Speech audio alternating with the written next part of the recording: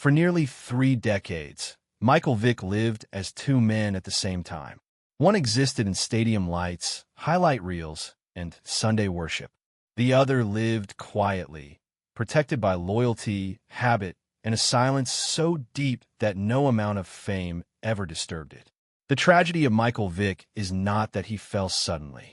It is that he rose spectacularly while never truly leaving his past behind.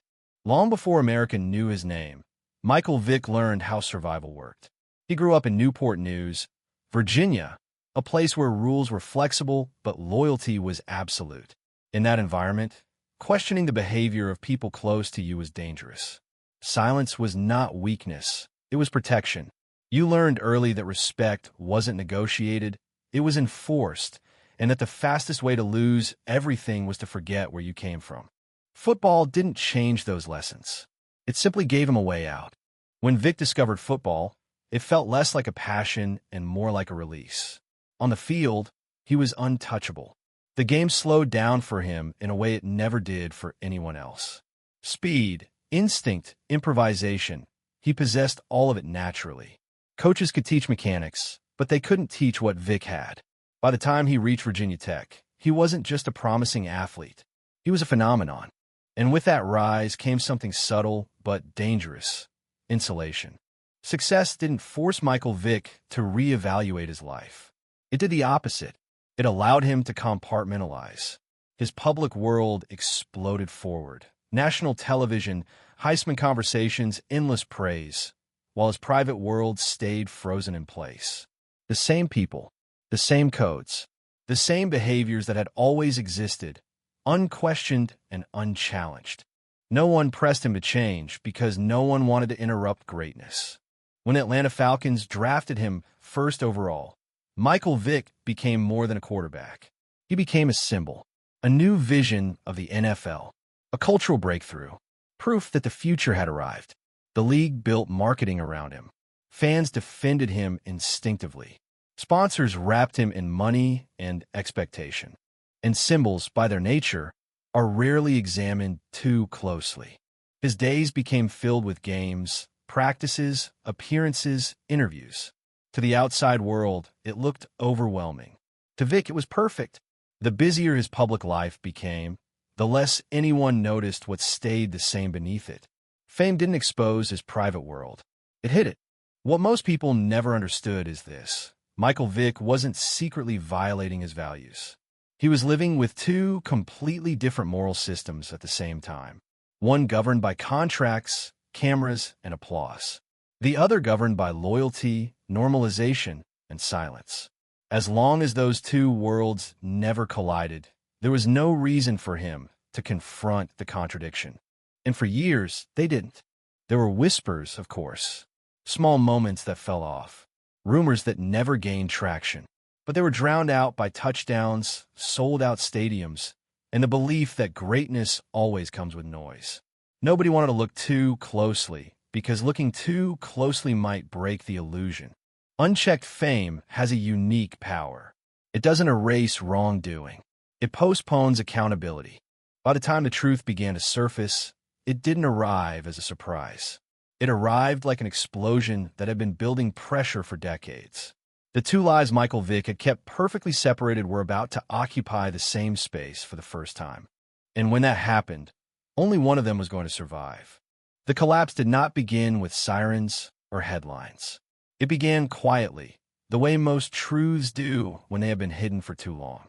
A routine investigation, an unrelated charge, a property no one paid attention to because no one believed there was anything worth finding there. Michael Vick was still winning games, still protected by the momentum of success, still living inside the assumption that nothing serious could touch him. That assumption would be his undoing. When authorities first turned their attention toward a remote property in rural Virginia, there was no urgency, no drama, just questions. But questions are dangerous when a life is built on separation. Every answer tightened the space between the two worlds Vick had kept apart for decades. And slowly, almost methodically, the wall between them began to crack. Inside his private circle, panic set in long before the public knew anything was wrong. Loyalty, the same force that had protected him for years, now became a liability. Silence turned from shield to threat. The more people involved, the harder it became to control the narrative. This wasn't a secret shared by 2 or 3 people. It was a system, and systems leave trails. For the first time in his life, Michael Vick could not outrun what was coming. As investigators pieced together evidence, the reality became unavoidable. This wasn't a misunderstanding. It wasn't a one-time lapse in judgment. It was organized, sustained, and normalized behavior stretching back years. The double life was no longer theoretical. It was documented. And once the truth reached daylight, it moved faster than Vick ever could. The headlines landed like blunt force trauma. Sponsors cut ties within hours. The Atlanta Falcons released statements filled with distance and damage control. Fans who had defended him instinctively now struggled to reconcile what they were reading with who they thought he was. The same media that once celebrated his talent now dissected his character. In a matter of days, Michael Vick went from indispensable to radioactive. What made the moment so destabilizing wasn't just the legal exposure. It was the psychological collapse of identity. For the first time, the public version of Michael Vick and the private one were forced into the same frame. There was no compartment left to hide in, no schedule busy enough to drown out reality, no amount of money that could rebuild the wall once it fell. And perhaps most devastating of all, the league did not rush to save him. The NFL had protected stars before. It had minimized scandals, delayed consequences, reframed narratives. But this time, the distance was immediate. Vick was suspended indefinitely. The message was clear. Whatever he had been to the league before, he was now a liability. Symbols are only valuable when they remain intact. As the legal process moved forward, something strange happened. The noise faded. The endorsements were gone. The phone stopped ringing. The crowds disappeared. What remained was a man alone with choices he had never fully examined, now stripped of every distraction that had once protected him. By the time Michael Vick stood before a judge, the outcome was no longer in doubt. The only question left was how much of his former life would survive the sentence. Prison would not just punish him. It would end the double life completely. Because behind bars, there is no separation between who you are and what you've done. And for the first time since childhood, Michael Vick would have to confront himself without applause, without protection, and without the illusion that success could keep consequences away. Prison did what fame never could. It removed the noise. There were no cameras, no crowds, no teammates slapping his helmet after a big play. Inside those walls, Michael Vick was no longer a symbol, no longer a headline, no longer protected by speed or spectacle. He was just another inmate, carrying a name that meant nothing where reputation was earned daily and erased just as quickly. For the first time in his life, there was nowhere to split himself in two. The early days were the hardest, not because of fear, but because of stillness. Time slowed to a crawl. Days blended together. And with nothing left to distract him, the questions he had avoided for decades finally demanded answers. Who was he when no one was watching? Who was he without applause? And whether the person he had always been loyal to deserved that loyalty at all. This is where the double life truly collapsed. Michael Vick has since admitted that prison forced him to confront something deeper than guilt. It forced him to confront normalization, behaviors he had never questioned, decisions he had justified as part of where he came from. A moral code that made sense in one world but collapsed under scrutiny in another. For the first time, he was forced to see those choices not as habits, but as harm. And that realization was heavier than any sentence. There were moments of anger, moments of denial, moments where he told himself he was being punished more harshly because of who he was, not what he had done.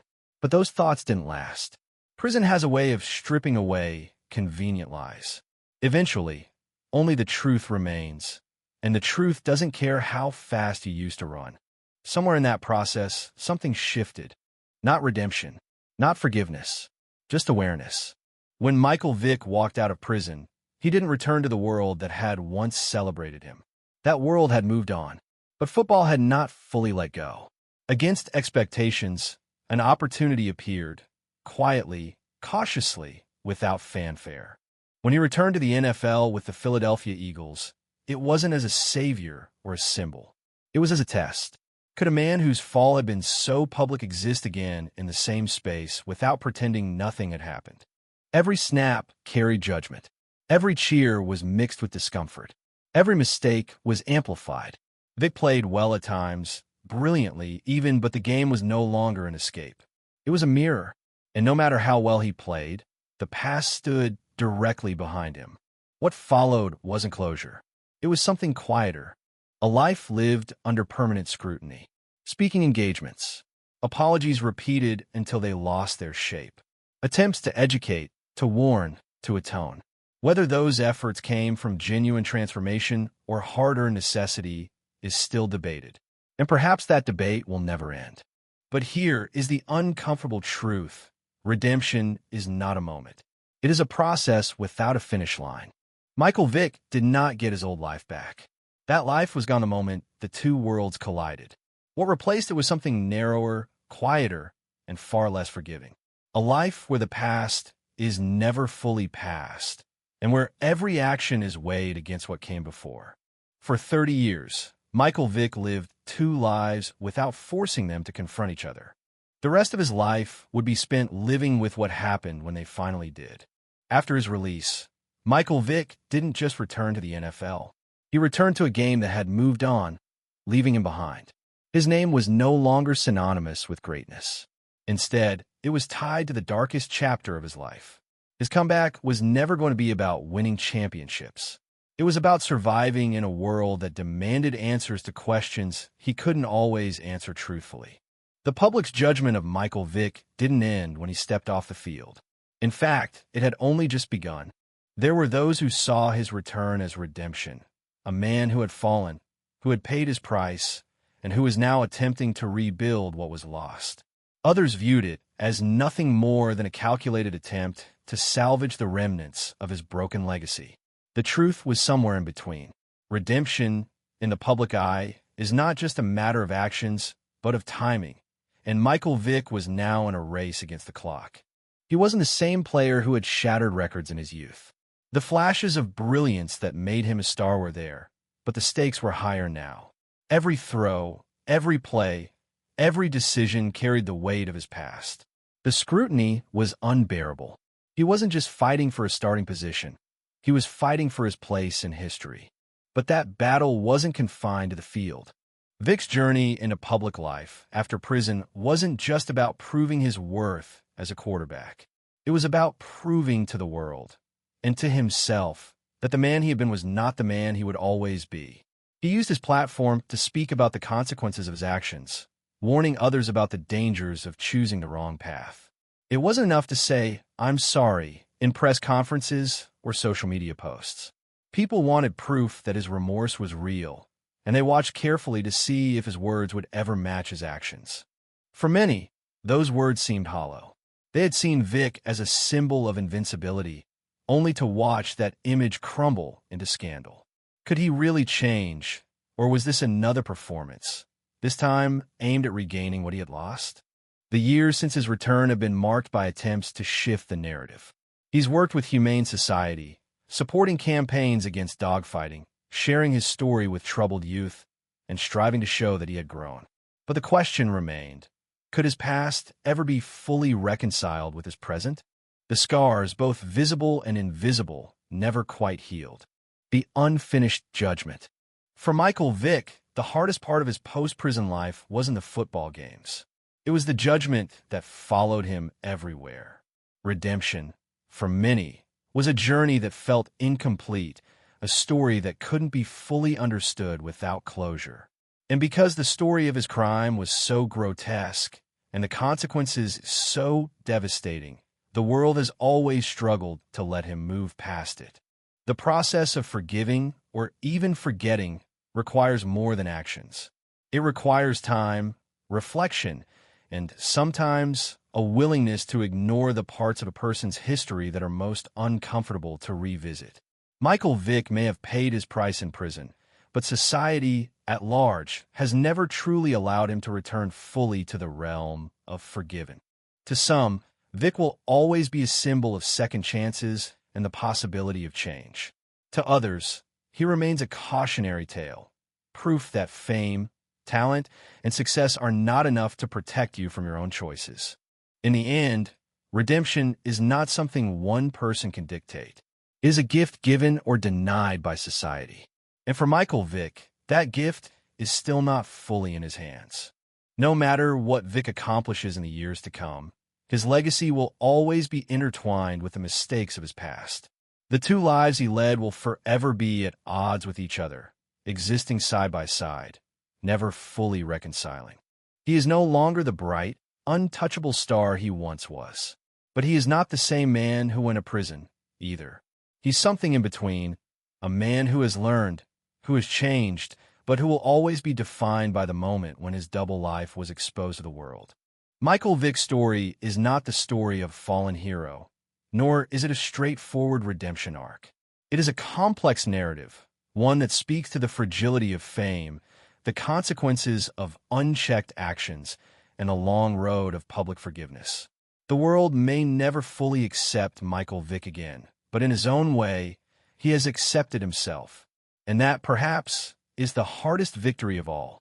Even as Michael Vick worked hard to rebuild his image and career, the question of his legacy remained a complicated one. He was no longer the man who had stood on the podium holding the Heisman Trophy, nor was he the electric, unpredictable quarterback who took the league by storm. The NFL had changed in his absence, and so had the world. The gap between who he was and who the public now saw him as would never close completely. His comeback, while genuine in many ways, was also a performance, a necessary one for a man whose very name had become synonymous with scandal. And that's where the struggle began.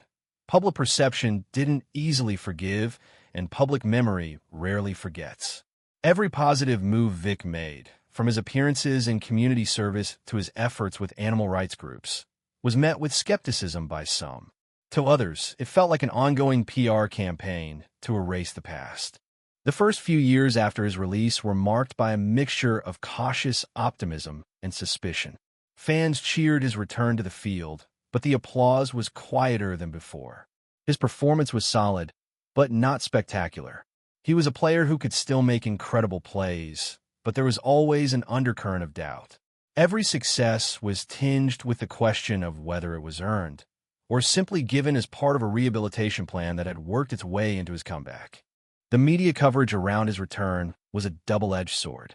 On one hand, there was coverage of his on-field performance, his return to form with the Philadelphia Eagles, and the way he had adapted his game to the changing NFL landscape. But the other side was harder to ignore. Headlines about his previous crimes never went away. Even as his career in football began to stabilize, the past was always there, lurking in the background. He tried to confront this head-on, speaking openly about the mistakes he had made and how much he regretted them. He used his platform to advocate for the humane treatment of animals, to educate youth on the dangers of gang culture, and to show that people could change. But no matter how much he said or did, it never felt like enough to some. Public perception is a fickle thing. For every person who believed in his redemption, there was someone who could not separate the athlete from the crime. He was both celebrated and vilified in equal measure. Some saw him as a cautionary tale, a man who had it all and threw it away, while others saw him as a living example of second chances. Perhaps the most significant consequence of his actions wasn't the suspension or the fall from grace.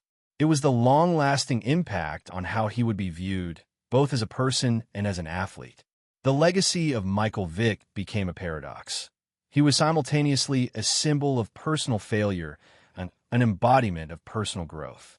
It was hard for people to forget his crime, and perhaps even harder for them to accept that he had truly changed. The questions that followed him were no longer about his athleticism, but about his character, and that was something even his extraordinary talents couldn't outrun. As the years passed, Vick's career continued to wind down. He would go on to spend a few more seasons in the NFL, and while his performance remained respectable, the limelight was no longer on him in the same way. What mattered more in the public eye was his narrative, the story of the man who had fallen and clawed his way back.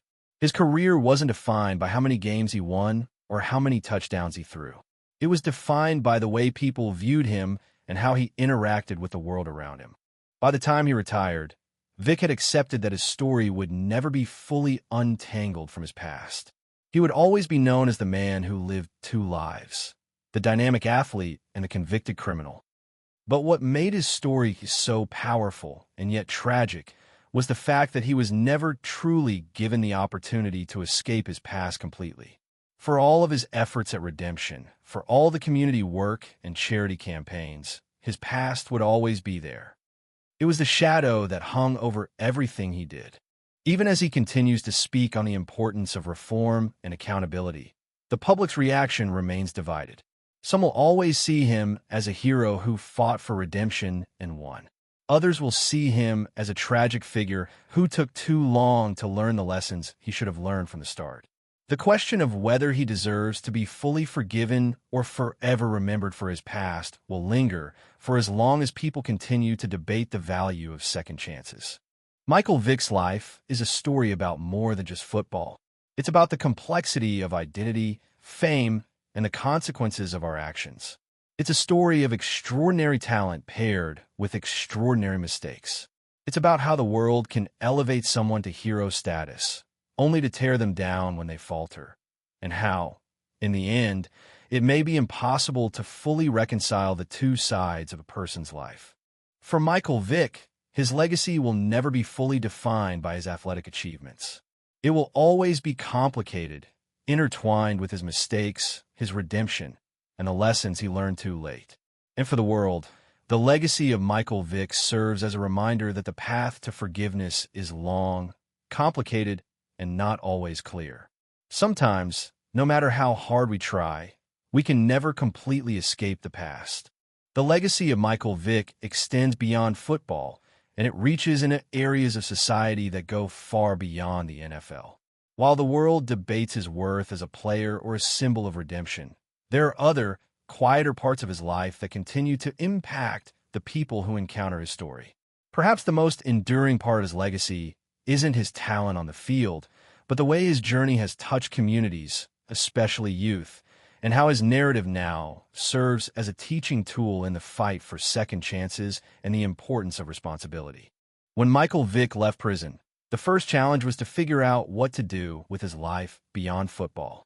The NFL provided an outlet for him to return to the spotlight, but his true work, the work that would define his post-prison existence, was in places where his name didn't carry the same weight. It was in schools, in community centers, in conversations about morality, mistakes, and personal growth. It was a place where his past mistakes could be used as both a cautionary tale and a lesson in redemption. Vick's life story quickly became a teaching tool. His role in mentoring at-risk youth became one of the cornerstones of his post-NFL life. Speaking openly about his mistakes, the choices he made, and the consequences that followed, Vick used his life as a template for others to avoid similar pitfalls. In schools and juvenile detention centers, his appearances were not about football, but about accountability. He shared his story in classrooms and youth camps, encouraging young people to think about the weight of their decisions. His message wasn't just about avoiding mistakes, but about the courage it takes to own up to them and face the consequences, no matter how public or painful. Vick's presence in these spaces has had a profound impact, especially on young people who can identify with the hardship of coming from troubled environments. By opening up about his struggles and his failure, he provided a voice for those who often felt voiceless. His story became proof that it's not just about the mistakes you make. It's about how you rise from them, how you rebuild, and how you commit to being better moving forward. One of the most striking transformations in Vick's post-prison life was his involvement with animal rights advocacy. After his conviction for his role in dogfighting, many saw Vick as someone who could never redeem himself in the eyes of animal rights activists. But rather than turning away from the issue, Vick chose to confront it head-on. Working with organizations like the Humane Society and Best Friends Animal Society, Vick began speaking out about the cruelty of dogfighting, a practice he had once been involved with. He didn't just offer words of apology. He worked to show that he had changed, becoming involved in various campaigns and using his platform to advocate for better treatment of animals. His efforts have been recognized by many, as he traveled around the country, speaking to youth about the horrors of dogfighting and how the fight against it wasn't just about stopping the practice, but about changing attitudes toward animals and violence. Vick's story became a valuable tool for organizations fighting for animal welfare, as his own transformation illustrated that anyone could change if they were willing to do the work. While Vick's work in the animal rights community may never fully erase the damage he caused, it has allowed him to serve as a bridge, a way for people who once condemned him to see the person he has become, and for those who needed to hear it, an example that transformation is possible. While Vick has worked tirelessly to change his image and rebuild his life, the public has been slow to forgive. The backlash he faced after his release was intense, but his actions in the years that followed slowly began to shift some of the public's perception. He went from being a pariah to an example of someone who had hit rock bottom and was climbing his way out. However, full redemption is something that may always elude him. In the court of public opinion, there is no final judgment day. No moment when people simply agree that someone has done enough to make up for their mistakes. For Vick, this means living with a narrative that is constantly being written by others, a story that will never be completely under his control. Despite all of his efforts to change, Vick still faces criticism, particularly from those who feel that the enormity of his crime, the suffering of the animals involved, cannot be overshadowed by his charitable work. Yet, his ability to stand up to that criticism and continue working to improve both himself and the world around him speaks to the depth of his personal growth. In the end, Michael Vick's legacy will never be a simple one. It will always be defined by the complexities of his actions, his rise to fame, his fall from grace, and the painstaking journey back to redemption. But it is a legacy of change. It is a legacy of owning one's mistakes and working tirelessly to undo the harm done. It is a legacy of hope, hope that one can always choose to be better, no matter how long it takes or how difficult the journey may be. The story of Michael Vick is not just about the mistakes he made, but about the way he has transformed in the years since. It is a reminder that we are all more than the worst things we've done. It is a lesson in accountability, in the power of change, and in the strength it takes to make things right when everything has gone wrong. But for Michael Vick, this journey is far from over. His work in the community, his advocacy, and his own personal transformation continue to shape the person he is today. His story is a testament to the long, difficult road of redemption, and a reminder that even the most complicated legacies can still inspire change in others. Transformation. It has rippled through communities and wider society in ways that were impossible to predict when he first stepped onto the national stage. His life has become a complex case study in how fame, failure, and change can intersect to leave a lasting impact on others. Vick's efforts to repair his own life have, in many ways, helped shape the conversations around second chances, personal growth, and the broader societal need for rehabilitation. Perhaps one of the most powerful and lasting elements of Michael Vick's redemption arc is the way his story has impacted young people and marginalized communities. These are the very communities that often find themselves trapped in cycles of poverty, violence, and criminality, exactly the kind of environments that Vick came from. He's used his life story as a cautionary tale, but also as a testament to resilience. By sharing the details of his fall and rise, he has opened up conversations in schools, juvenile detention centers, and at-risk youth programs about the importance of personal responsibility and accountability. His message to young people is clear. Your mistakes don't have to define you forever, but how you face the consequences of those mistakes will shape your future. Vick has taught them that growth doesn't happen overnight, and redemption isn't about perfection. It's about willingness and effort. What sets Vick's story apart is the authenticity with which he speaks. He doesn't lecture from a place of moral superiority. Rather, he speaks as someone who has lived through the worst possible consequences of his actions and still found a way to rebuild. His openness about his struggles resonates deeply with those who have felt similarly trapped by their circumstances. Moreover, Vick's ongoing involvement in community outreach projects has allowed him to bridge the gap between two worlds that had once seemed far apart: the world of fame and wealth and the world of poverty and struggle. He has become an unlikely role model, someone who has experienced both the peaks of success and the depths of despair, and who is using his experience to teach others how to avoid repeating the same mistakes.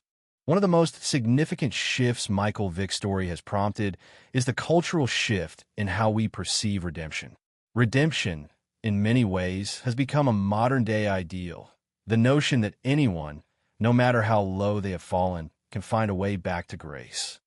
This has been particularly evident in the context of sports, where athletes are often given second chances after a public scandal. Vick's case challenges the very idea of what it means to truly redeem oneself. It's no longer enough to simply say you're sorry or to go through the motions of penance. The real question becomes, how much of your past can you truly overcome, and how much of it will always follow you? For Vick, this has been a daily battle, a struggle not only against the public's perception of him, but also against his own past. His redemption is not just a matter of public apology or charity work. It's about living authentically and consistently in a way that matches his words. While some have questioned the depth of his remorse or whether his rehabilitation was driven by genuine change or self-interest, his ongoing commitment to changing his behavior speaks volumes.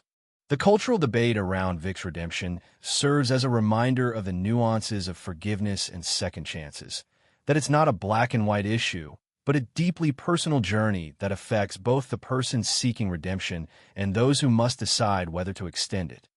As more people in society struggle with the idea of forgiving the unforgivable, Michael Vick's journey has prompted a larger discussion about the conditions under which we allow people to reinvent themselves. In today's world, social media plays a critical role in shaping public perception. For Michael Vick, this meant that every step in his journey of redemption was closely monitored, analyzed, and often criticized. Social media has the power to either amplify someone's efforts to change or drag them through the mud. And in Vick's case, it did both. On one hand, his transparency and willingness to address his past mistakes helped him earn the support of many, especially those who saw him as an example of the power of personal growth. Through his posts, interviews, and appearances, he was able to humanize himself, showing that redemption is a long, difficult path and not one that comes with immediate forgiveness. On the other hand, there were still critics who couldn't and wouldn't let him escape his past. Every mistake he made, no matter how small, was seen as a reflection of the person he had been before. Social media became a battleground where his efforts were often overshadowed by reminders of his darkest moments. The public nature of Vick's redemption means that it has been impossible to separate his story from his mistakes. This ongoing scrutiny highlights the complexity of the modern fame cycle. For athletes like Vick, public redemption is often more challenging than the initial fall from grace because there's no time to hide. It's a constant process of proving oneself, not just through actions, but through every word, post, and interaction. As Michael Vick continues to live with the weight of his past, his story is far from finished. The scars left by his actions will never fully fade, and the judgment of the public will continue to evolve with time. But what remains undeniable is that Vick's journey from downfall to redemption has sparked a conversation about the complexity of second chances, forgiveness, and personal growth. His impact on society, especially in his outreach to youth and his work with animal rights, shows that even the darkest moments can be used to inspire positive change. Whether the world ever fully accepts him or not, Michael Vick has changed the way we think about redemption, and that is a legacy that will resonate for years to come.